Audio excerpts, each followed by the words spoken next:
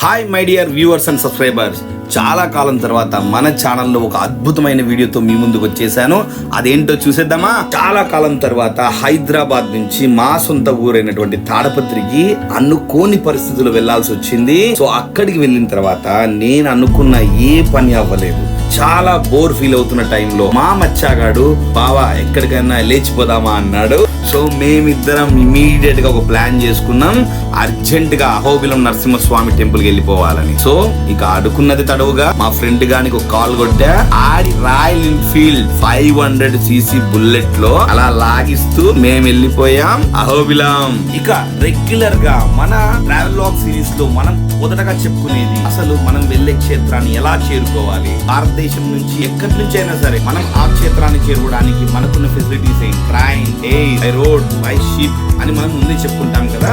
But for a change ఈ క్షేత్రాన్ని చేరుకునే యొక్క మార్గాల గురించి, హోటల్స్ గురించి, అక్కడ దొరికే ఫుడ్ గురించి మనం లాస్ట్ సిరీస్ లో చెప్పుకుందాం. ఎందుకంటే ఇప్పుడు మనం వెళ్ళబోతున్న ఉగ్ర నరసింహ స్వామి స్తంభం ఏదైతే ఉందో ఆ ట్రెక్కింగ్ ని మాత్రం పూర్తిగా ఎంజాయ్ చేయండి. ఎందుకంటే ఇట్ ఈస్ అమేజింగ్ ఎక్స్పీరియన్స్. ప్రపంచంలో నాకు తెలిసి ఇంత టఫెస్ట్ ట్రెక్కింగ్ అయితే మాత్రం ఎవ్వరు చూసిండరు. ముందు మీకే అర్థమవుతుంది, వెయిట్ చేయండి. అదిగో కనిపిస్తుందా, వచ్చేసాం. ఇగో అహోబిలం. అస్సలు కథ ఇక్కడ నుంచి స్టార్ట్ అవుతుంది. అస్సలు కథ అంటే ఏంటో అనుకోకండి, ట్రెక్కింగ్. మన ట్రెక్కింగ్ ఇక్కడ నుంచి స్టార్ట్ అవుతుంది. ఎందుకంటే ఇక్కడి వరకే మన రోడ్డు మార్గం ఎండ్ అయిపోతుంది. ఇక ఇక్కడి నుంచి మనం అంతా నడవాల్సిందే.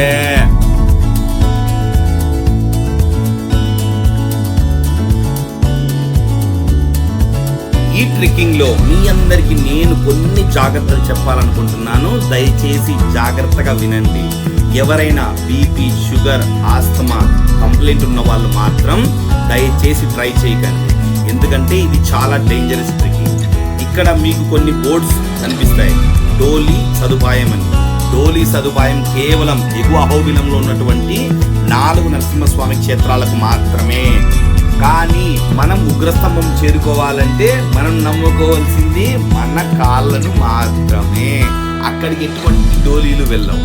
అది మీకే ముందు తెలుస్తుంది. Wait and see.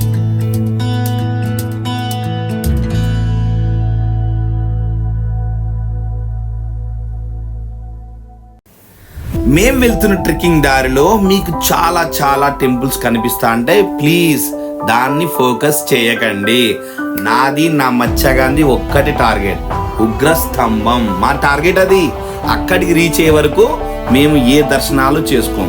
ఫస్ట్ మేము డిసైడ్ అయ్యాం, ఉగ్రస్తంభాన్ని దర్శించుకున్న తర్వాతే ఏదైనా దర్శించాలని. అరే ప్రతి ట్రెక్కర్ ఏదో ఒక ఆబ్జెక్ట్ ఎంచుకుని మాత్రమే ట్రెక్కింగ్కి వెళ్తాడు. కానీ మనం చేస్తున్న ఈ ట్రెక్కింగ్ అలా కానే కాదు. ఎందుకో తెలుసా?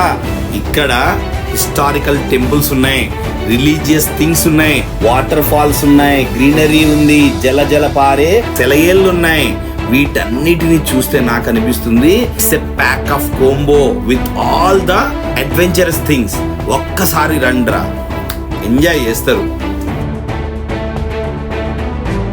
అరే ఏంట్రా వీడు ఏదో వరల్డ్ టఫెస్ట్ ట్రెక్కింగ్ అంటున్నాడు. అసలు చూస్తా ఉంటే మొత్తం లెవెల్ గా ఉంది అనుకుంటున్నారా? Don't worry, wait and see. వచ్చేసింది అసలు కథ. మచ్చా, తమ్ముడు, రో, మామా, అరే బమ్మర్ది, అల్లుడు, చేసింది టైం. ఇక పిస్తాల కొబ్బరి నూనె రాయండి రో. నాన్న ఫ్యాషన్ పేరుతో కార్గోస్ అని, పెన్సిల్ కట్లని, జీన్స్ లని వేసుకొని రావద్దు, కింద నుంచి అగ్గి పుడుతుంది. అరే సింపుల్ గా పంచ కట్టుకోండిరా, కాటన్ పంచలు కట్టుకోండి. చాలా కూల్ గా ఎంత దూరమైనా అసలు మీకు తెలియకుండా వెళ్ళిపోతారా. అరే అసలు ఇదేరా మన సాంప్రదాయం. మన కాటన్ పంచల్లో, మన లుంగీలలో, మన లంగోటాల్లో ఉన్న సంతోషం, ఎంజాయ్మెంట్ ఇంకా దేంట్లో ఉంది? We are going to hit the height. So be comfort with the costumes.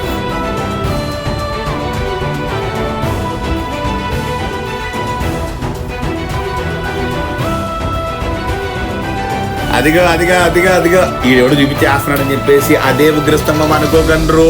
అది అలాగే ఉంటుంది, వచ్చేసినట్లే ఉంటుంది, దగ్గరగా ఉంటుంది. నాన్న ఇంకా మనం 1 కాదు 2 కాదు 100 కాదు 1000 కాదు 2000 మెట్లెక్కాలి. 4 కిలోమీటర్లు మనం ఇంకా ట్రెక్ చేయాలి. మచ్చా ముందుంది ముసళ్ళ పండగ. Let's begin the show.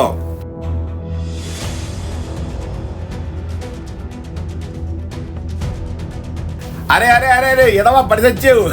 అలాగే ఉంటుంది నాన్న, కళ్ళు మబ్బులు గమ్ముతాయి.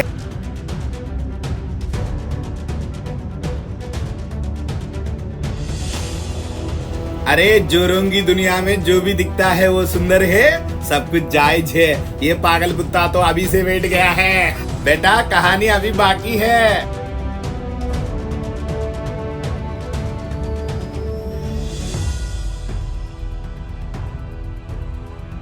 అదిగో వచ్చేసాం అసలైన పిక్ పాయింట్ కి. ఇక్కడి నుంచి తమ్ముడు దసరా శరన్నవరాత్రులే. ఇందుకు వచ్చాక 9 రోజులు మీరు బెడ్ రెస్ట్ తీసుకోకపోతే నా పేరు స్కల్డ్ పోయిట్టే కాదు. అరే మచ్చా, అరే తమ్ముళ్ళు, ఏదో జోక్ చేస్తున్నా అనుకోకండి. అరే ఇక్కడి నుంచి మాత్రం మీరు చాలా జాగ్రత్తగా ఉండాలి. ఎందుకంటే ఇక్కడి నుంచి మనం టాప్ చేరుకునే వరకు మనకు ఎటువంటి టెలికమ్యూనికేషన్ టవర్స్ గానీ ఉండవు. అండ్ ఇక్కడ మనకు వాటర్ దొరకదు, ఎటువంటి మెడిక్ హెల్ప్ కూడా దొరకదు. సో ఇక్కడి నుంచి పీక్ పాయింట్ కి వెళ్ళి ఉగ్రస్తంభాన్ని దర్శించి కిందికి వచ్చే వరకు మన జాగ్రత్త మనమే చూసుకుందాం. ఎందుకంటే safety is our main motto. మన ముఖ్య ఉద్దేశం సేఫ్టీ అయి ఉండాలి. ఎందుకంటే మన కోసం మన భార్య పిల్లలు, అమ్మ నాన్న ఎదురు చూస్తూ ఉంటారు. సో వాళ్ళని డిసప్పాయింట్ చేయకుండా, ఎటువంటి నెగ్లిజెన్సీ పనులు చేయకుండా జాగ్రత్తగా వెళ్ళి జాగ్రత్తగా వద్దాం. ఈ విషయాన్ని మాత్రం చాలా గుర్తుపెట్టుకోండి. అరే మీ అందరికి ఇంకో ముఖ్య గమనిక. ఇలాంటప్పుడే మనము ఇంకా అలసిపోయామని, ఇంకా నడవలేమని, ఇంకా ముందుకు సాగలేమని, ఇలాంటి పీక్ మూమెంట్కి వచ్చిన తర్వాత మనకు అనిపిస్తుంది ఇంకా వెనక్కి వెళ్ళిపోదామని. తగ్గకండి, వెనక్కి వెళ్ళకండి. ఎవడైతే పీక్ మూమెంట్ లో మొదలెడతాడో ఆడే ఖచ్చితంగా అంతిమ లక్ష్యాన్ని 100% చేరుకుంటాడు. ఇలాంటప్పుడు మహాకవి శ్రీశ్రీ గారి మాటలను ఒక్కసారి గుర్తు చేసుకోండి. ఆయన ఏమన్నారో వినండి. మరో ప్రపంచం మరో ప్రపంచం మరో ప్రపంచం పిలిచింది, పదండి ముందుకు పదండి త్రోసుకు, పోదాం పోదాం పై పైకి. పదం త్రొక్కుతూ పదం పాడుతూ హృదయాంతరాళం గర్జిస్తూ, పదండి పోదాం వినపడలేదా మరో ప్రపంచపు జలపాతం. దారి పొడుగునా గుండె నెత్తురులు తర్పణ చేస్తూ పదండి ముందుకు. బాటలు నడిచి పేటలు కడిచి కోటలన్నిటినీ దాటండి. నది నదాలు అడవులు కొండలు ఎడారులా మనగడ్డంకి. పదండి ముందుకు పదండి త్రోసుకు, పోదాం పోదాం పై పై.